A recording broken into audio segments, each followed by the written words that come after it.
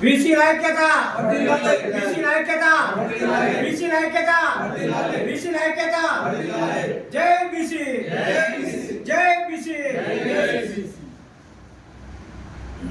BC సంక్షేమ సంఘం are Krishna గారి నాయకత్వంలో జరుగుతున్న జాతీయ అధ్యక్షుడు, రాజ్యసభ సభ్యుడు ఆర్ కృష్ణయ్య గారి నాయకత్వంలో మరి దేశమంతా కూడా అన్ని రాష్ట్రాలలో కూడా బీసీలు ఏకమై ఒక ఐక్యతతో పోరాటాలు ప్రారంభం జరుగుతూ ఉన్నాయి.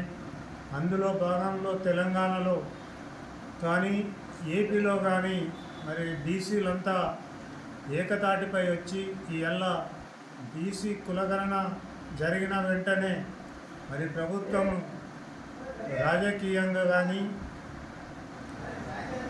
ఉద్యోగంగా కానీ మరి ఉన్నత చదువుల కోసం కానీ బీసీలకు రిజర్వేషన్లు 42% ఇస్తామని చెప్పి మరి ప్రభుత్వం తీర్మానం చేయడం సంతోషకరం.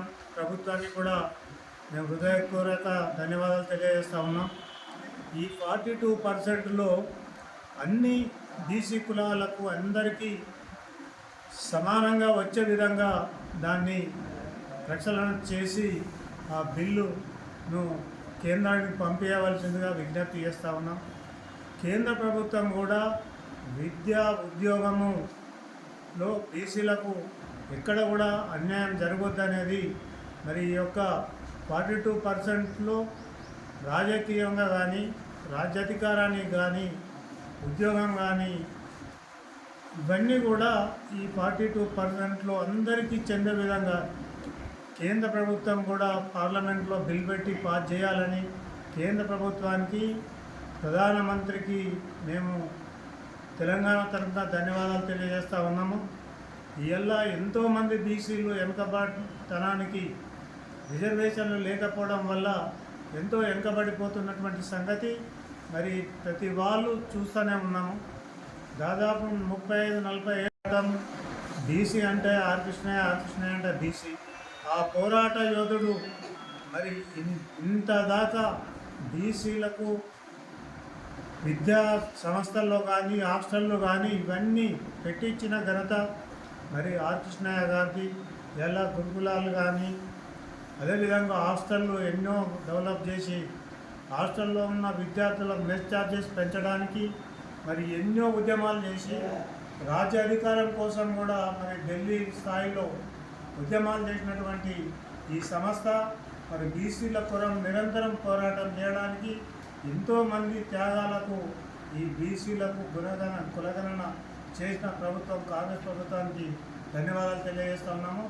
ఈరోజు ఇక్కడ సాస్పేటలో జరుగుతున్న ఈ సమావేశంలో మన ముఖ్య ఉద్దేశం రేపు మన 42%లో మరి తెలంగాణ ప్రభుత్వం మనకు బిల్ పాస్ చేసినందుకు ధన్యవాదాలు తెలియజేయడం, అదే బిల్ను పార్లమెంటుకు పంపించి పార్లమెంట్లో కూడా మరి నరేంద్ర మోడీ క్యాబినెట్లో కూడా పాస్ చేయాలని మరి బీసీలమంతా 1000 కళ్ళతోటి ప్రధానమంత్రికి ఎదురు చూస్తూ ఆయన చేస్తాడనే విశ్వాసం ప్రతి బీసీకి కూడా ఉన్నది ప్రధానమంత్రి గారి అయినా.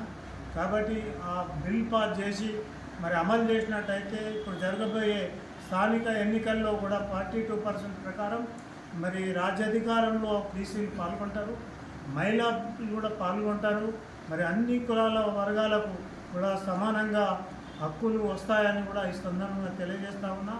ఈ యొక్క కార్యక్రమం మరి అన్ని జిల్లాల్లో కూడా మరి తెలంగాణలో మా బీసీ నాయకులు అందరూ కూడా ఈ కార్యక్రమాలు చేపట్టడం జరుగుతుంది.